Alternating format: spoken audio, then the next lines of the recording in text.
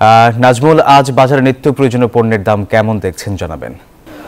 আপনাকে ধন্যবাদ। আপনি যেমনটি বলছেন, একদিকে বৃষ্টি অন্যদিকে বন্যা, এবং এই নিয়ে কিন্তু আপনার যে সবজির বাজার কিন্তু এমনি একটু অস্থির, এবং অন্যদিকে কিন্তু যে সরবরাহ কিন্তু বেশ কম রয়েছে বাজারে, এবং নিত্য প্রয়োজনীয় যে কাঁচা বাজার সাপ্তাহিক শুক্রবারের যে বাজার সেটা কিন্তু আসলে দেখতেই পাচ্ছেন যে আপনার বাজারে প্রচুর রয়েছে। এবং আমি যে এখানে রয়েছি পাইকারি বাজারে, সেখান থেকে দেখা যাচ্ছে পেঁপে বিক্রি করা হচ্ছে কিন্তু পাইকারি 17 টাকা, পটল বিক্রি করা হচ্ছে 30 টাকা, কাঁচামরিচ 130 টাকা, লেবু 20 টাকা হালি, কাঁচকলা বিক্রি করা হচ্ছে 20 টাকা হালি, এবং বেগুন কিন্তু দেখা যাচ্ছে যে কোনোটা আকার ভেদে আসে 50 এবং 55 টাকা বিক্রি করা হচ্ছে, কসুরলতি বিক্রি করা হচ্ছে 60 টাকা, মূলা বিক্রি করা হচ্ছে 40 টাকা। এবং যেটা দেখা যাচ্ছে যে রসুন এবং পেঁয়াজ, আদা এবং আলুর দাম কিন্তু আসলে বেড়েছে। এবং আমরা যদি একটু ওই বাজারটা একটু দেখাতে চাই, এবং এখানে কিন্তু আপনারা দেখছেন যে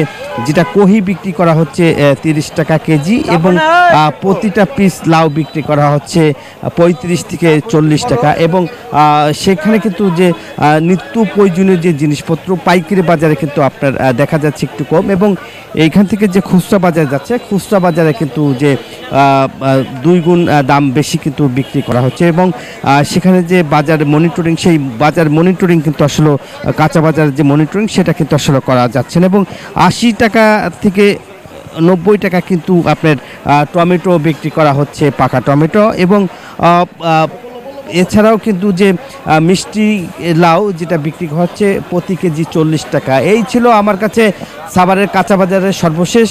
একই খবর জানবো চট্টগ্রামে আমার আর এক সহকর্মী রয়েছে নয়ন বড়ুয়া জয়, তার কাছ থেকে সর্বশেষ জানবো। ধন্যবাদ নাজমুল আপনাকে। আপনি যেমনটা সাভারের বাজারের খবর জানিয়েছেন, তেমনিভাবে কিন্তু আমি পাইকারি বাজার বলতে চট্টগ্রামের রিয়াজউদ্দিন বাজারে এসেছি। কাঁচা বাজারের আড়ত আছে এখানে, বিভিন্ন জায়গা থেকে সবজি আসে, যেহেতু বন্যা হয়েছে সেই অজুহাত বাজারে দেখাচ্ছে এখানে যারা ব্যবসায়ীরা। বেশিরভাগ সবজির দাম এখন অনেক বেশি, যেখানে 2 সপ্তাহ আগেও সবজির দাম কিছুটা কম ছিল, এখন এই বাজারে আমরা দেখছি পাইকারি বাজারেও সবজির দাম কিছুটা বেড়েছে। একই সাথে আমরা দেখছি এখানে ফুলকপি, বাঁধাকপি থেকে নিয়ে অন্যান্য যে সবজিগুলো আছে সব সবজি কিন্তু কোনো কমতি আমরা দেখছি না। এখানে আড়তগুলোতে কোনো সংকট কিন্তু দেখা যাচ্ছে না। এখানে বলছেন, এখানে যারা আড়তদাররা আছেন তারা বলছেন যে পরিবহন সংকট, আবার পরিবহনের খরচও কিন্তু অনেকটা বেড়েছে।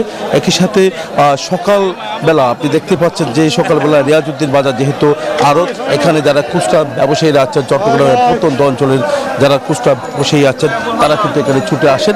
তবে এখান থেকে তারা দাম যদি কম পায় তাহলে খুচরা বাজারে গিয়ে কিছুটা কমে, এখানে বাড়তে থাকলে সেখানে কিন্তু অনেকটা বাড়ে।